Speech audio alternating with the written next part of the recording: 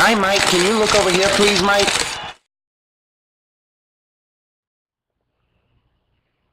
Hey, it's your buddy Mike Messier here. About to adjust my hair. There you go. That looks good. How about that? Whoa, all right. So, what's this Messier moment all about? Well, first of all, I want to dedicate the Messier moment. I want to dedicate this for the first time, a dedication to a couple ladies you probably never met and may never meet unless you get down to the Philadelphia area if they're still there, as that shine tax them and me. That's a photograph going back quite some years, and it's Diane and Mary. Diane and Mary were hair and makeup for a movie I was in called Hard Luck, Mario Van Peebles' film. Mario directed New Jack City. Hard Luck had Louise Guzman and Wesley Snipes and Sybil Shepherd. So why am I mentioning that? Because my thought today is that the hair and makeup people, your DP, your editor, your production assistants, people in catering, these are the people that make and break your film. Um, this is the backbone of your universe when you're making a film. If you're an actor, these are the people that are going to make you look good. If you're a director, these are the people that are going to accomplish for you what you can't do yourself. You can't run around and do hair and makeup. You can't shoot unless you're a DP and director. You can't do both. And so these people are awesome. And Mary and Diane, I found this framed photograph, and I thought that this framed photograph was kind of sitting in a drawer in the Zen Den apartment. And why is it sitting in a drawer? Why isn't it not? Why is it not hanging on the wall with photos from my life? You know what I mean? So like this little stick-a-ma-doo back here of a little collage of the Hard Luck experience, which you can find on YouTube and USA Network. But I'm going to hang this photo on the wall, and I'm very proud of it. So Mary and Diane, if you're somehow watching this, it's a little shout out to you. So there's some theories and representations of thoughts for this Messier moment. People who people who you think are your friends might be holding you back. People who you think are your friends might be holding you back. It's a very harsh, very raw, very almost mean statement to make. But it's not that they're not your friends. It's just that they may not see in you what is developing, what is there.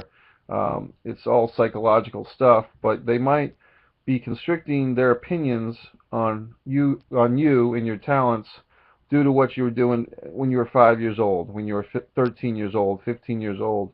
Um, you know what I mean? So the fact that you are moving up in the business or in your life, no matter what you're doing, your friends might be prejudging you based on how they see you from the past.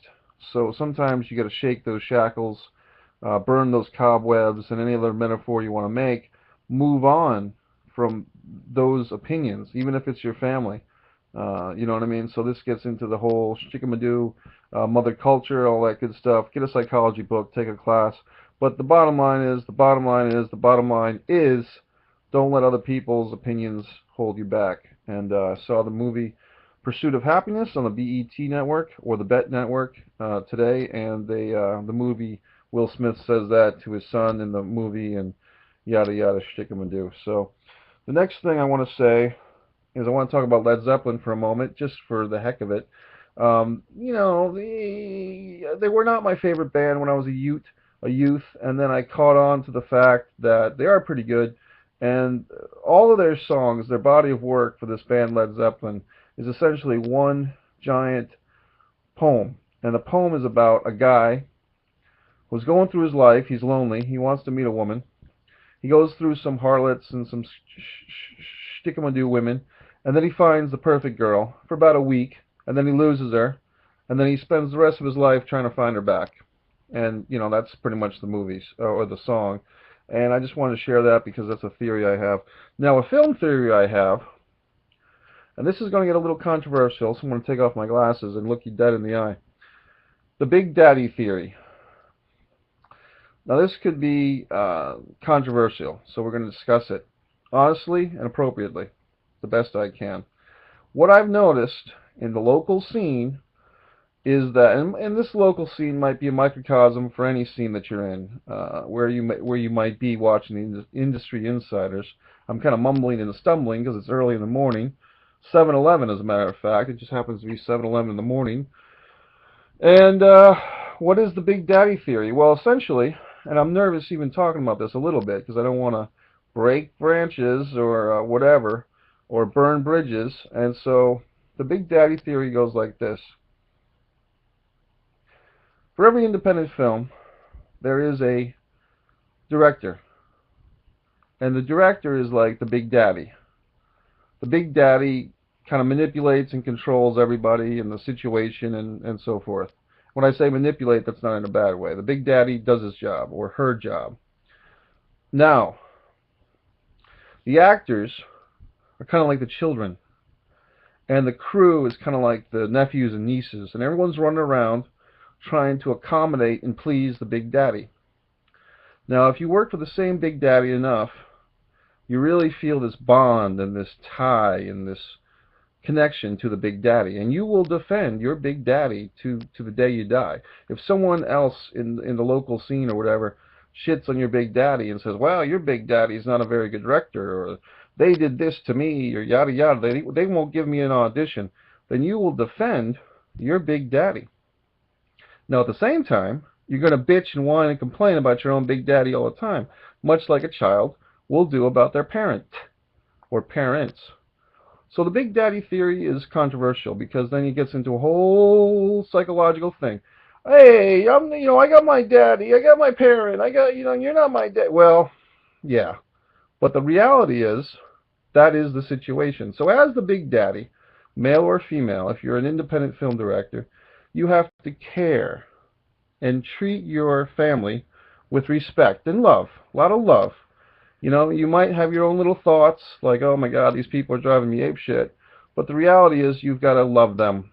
Whether you do or not, you've got to show your love by attending their events and treating them nicely and giving them words of encouragement. Now, if you don't want to do that, you're not the type of director that I am. Or you're not the type of director that you could be. Maybe you're a hard ass. Maybe you're cold as ice. But that is not the Big Daddy. The Big Daddy is a warm, friendly, loving shtick. You see what I'm saying? So now that's raw and controversial. Now I know you might be out there thinking, Messier is a fuck. But guess what? It's true. So the next thing, not that I'm a fuck, but the Big Daddy theory is totally accurate, and I'll take it with me.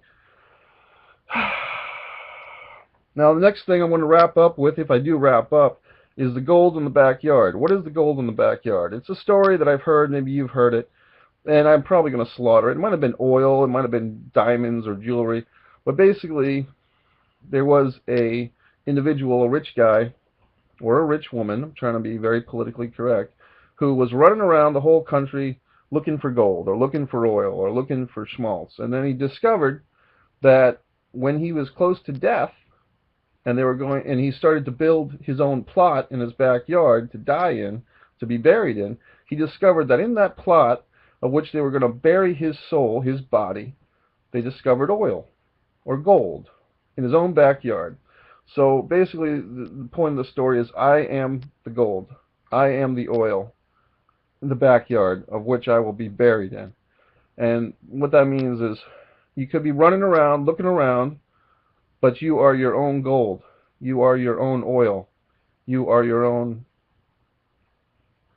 precious commodity. So treat yourself with respect. Remember that Led Zeppelin's a good band. The Big Daddy theory might piss you off, but it's true. And you are the gold in your own backyard. And once again, this Messier moment was dedicated to my friends from back when, Mary and Diane, the hair and makeup people. Always treat your crew and cast with respect. They are your family. And that's it for the Messier moment, number 4. Number 5 is coming up, number 6, number 7, and hopefully we're going to have some very special footage from my buddy David Gear and his secret film. So let's wait for that. Thanks to Russell Shippey for producing this, and my buddy Chris Boylston for working on future and past Messier moments. And I'm going to wrap up. Thanks to Junior Hepburn for getting me involved, and all the industry insiders. You got to watch all our blogs because they're all important and worth watching. Thank you very much. Mike Messier, MikeMessier.com. Hi, Mike. Can you look over here, please, Mike?